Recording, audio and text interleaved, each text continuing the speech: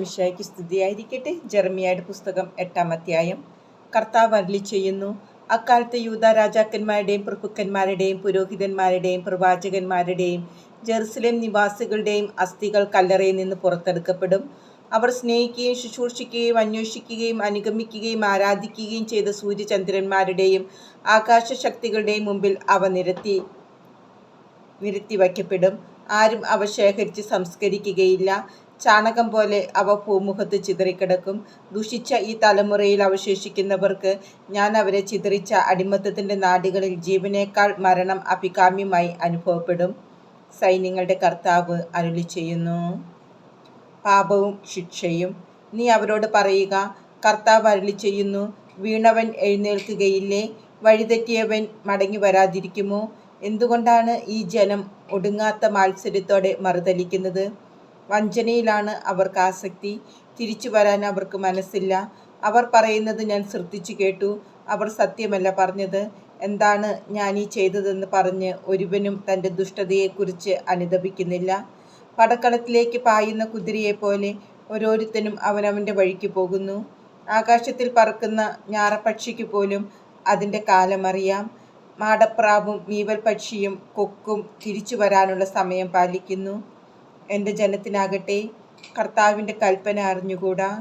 ഞങ്ങൾ ജ്ഞാനികളാണ്, കർത്താവിൻ്റെ നിയമം ഞങ്ങൾ അനുസരിക്കുന്നു എന്ന് നിങ്ങൾക്ക് എങ്ങനെ പറയാൻ കഴിയും?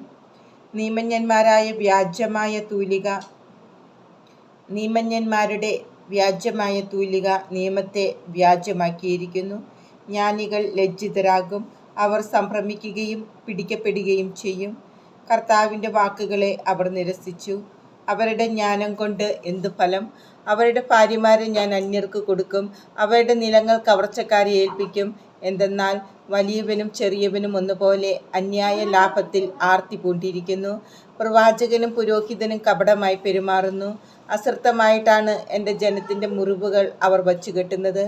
സമാധാനമില്ലാതിരിക്കെ സമാധാനം സമാധാനം എന്ന് അവർ പറയുന്നു. മ്ലേച്ഛത പ്രവർത്തിച്ചപ്പോൾ അവർക്ക് ലജ്ജ തോന്നിയോ? ഇല്ല, ഒട്ടുമില്ല.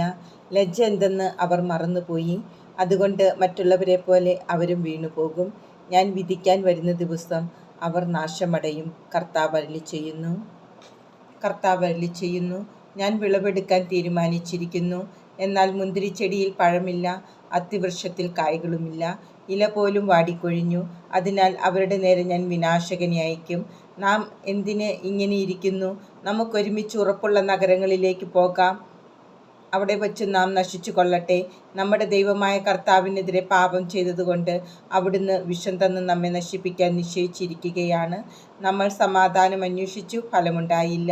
രോഗശാന്തി ആഗ്രഹിച്ചു, ലഭിച്ചതോ ഭീതി. ദാനിൽ അവരുടെ കുതിരകളുടെ പുൽക്കാരം കേൾക്കുന്നു. അവരുടെ പടക്കുതിരകളുടെ ഹേഷാരവം ദേശത്തെ കിടിലം കൊള്ളിക്കുന്നു. അവർ ദേശത്തെയും ദേശത്തുള്ള സകലതിനെയും നഗരത്തെയും നഗരവാസികളെയും സംഹരിക്കുന്നു. ഇതാ, നിങ്ങളുടെ ഇടയിലേക്ക് ഞാൻ സർപ്പങ്ങളെയും അണലികളെയും വിടുന്നു. അവയെ മയക്കാൻ നിങ്ങളെ കൊണ്ടാവില്ല, അവ നിങ്ങളെ ദംശിക്കും. കർത്താവാണ് ഇത് പറയുന്നത്. ജെറമ്യായുടെ ദുഃഖം. ശമനമില്ലാത്ത ദുഃഖത്തിലാണ് ഞാൻ. കഥനഭാരം ഹൃദയത്തെ മഥിക്കുന്നു. എൻ്റെ ജനത്തിൻ്റെ വിലാപം ദേശത്തെങ്ങും മാറ്റൽ കൊള്ളുന്നത് നിങ്ങൾ കേൾക്കുന്നില്ലേ? കർത്താവ് സിയോനിലില്ലേ? അവളുടെ രാജാവ് അവളുടെ മധ്യേയില്ലേ? അവർ തങ്ങളുടെ കൊത്തുരൂപങ്ങൾ കൊണ്ടും അന്യദേവന്മാരെ കൊണ്ടും എന്തിനാണ് എന്നെ കുപിതനാക്കിയത്? വിളവെടുപ്പ് തീർന്നു, വേനൽക്കാലവും അവസാനിച്ചു, എന്നിട്ടും നാം രക്ഷപ്പെട്ടില്ല. എൻ്റെ ജനത്തിൻ്റെ മുറിവ് എൻ്റെ ഹൃദയത്തെയും വ്രണിതമാക്കുന്നു. ഞാൻ ദുഃഖിതനാണ്, ഭീതി എന്നെ ഗ്രസിച്ചിരിക്കുന്നു. ഗിലെയാദിൽ ഔഷധമില്ലേ?